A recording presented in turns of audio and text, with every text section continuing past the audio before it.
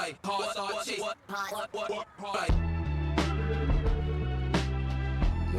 Sci coming at you, Michael Pickering here, talking about our famous question, what's going on in the world today?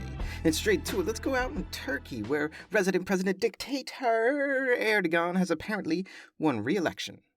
21 years now, going on 26 by the end of this new term. Votes are still being counted when I'm recording this on Sunday, but, we'll check in later to see what happens and let you know what's really going down in Turkey. Now let's head on out to Myanmar, where it's been 2 years now since the military overthrew the democratically elected government of Aung San Suu Kyi. And after 2 years, they're still holding hardcore. One of the country's most well-known rappers, Bai Har, went on Facebook and posted a video criticizing the military junta over the handling of electricity and how the country's been facing power outages regularly all over the place, and the government isn't doing anything about it. In the video, he not only gives his name, his voice, his face, he also gave his home address and pretty much dared the military, said, hey, come arrest me if you got a problem with me criticizing you.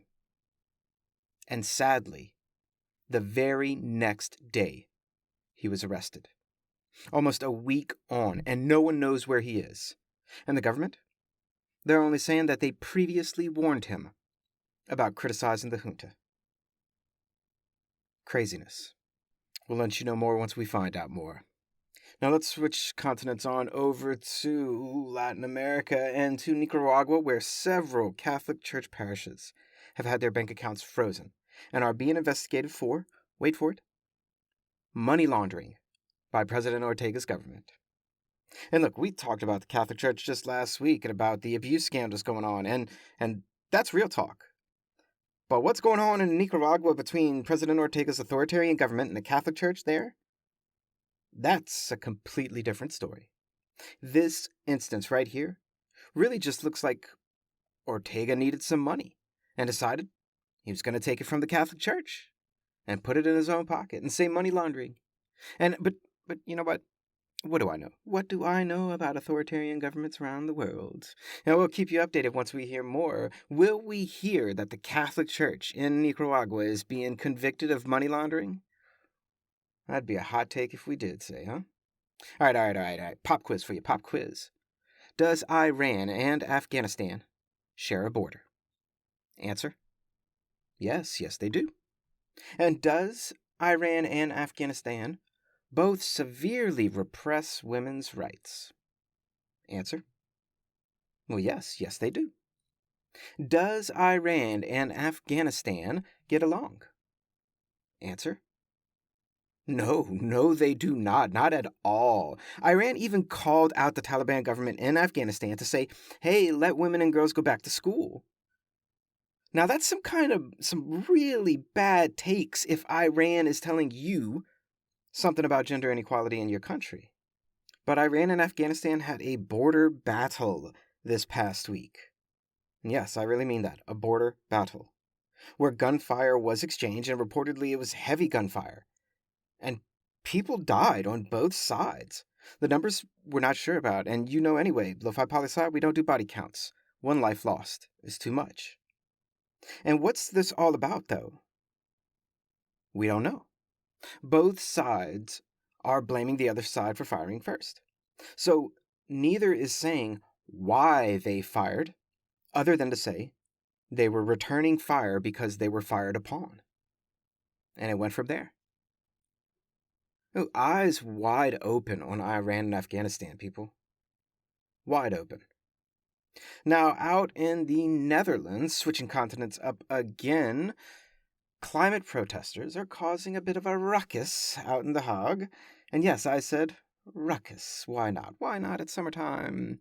But the climate group Extinction Rebellion, interesting name, BTW, Extinction Rebellion, they had over 1,500 of their protesters at The Hague get arrested for blocking a highway to end fossil fuel subsidies. 1,500 people, more than that, climate protesters, were arrested. Even used water cannons on them, but it didn't work. But I mean, where do you put 1,500 people when you arrest them all at the exact same time? I mean, there's no way one single police station can hold them, and you're not going to send them up to prison because you're not going to just like arrest them for a long period of time. The article even said only 40 of them were actually getting charged with something. But this has to be some kind of logistical nightmare for the criminal justice system to arrest over 1,500 people in one day. And then what are you doing with your jails, right? So you give like thieves and murderers and car stealers and people like this, and you put in climate people in there, and what are they going to talk about? It's like, oh, what are you in for? Oh, I stole the Mona Lisa. What are you in for? Oh, I'm saving the planet. And they're like, wait, they arrested you for that? I mean, really? You arrest 1,500 people, more than that, for wanting to save the planet. That's a statement. Just like this next piece is a statement about how sometimes the arresting authorities, well, they can get it wrong. And a last piece of news to send you on your way for the day.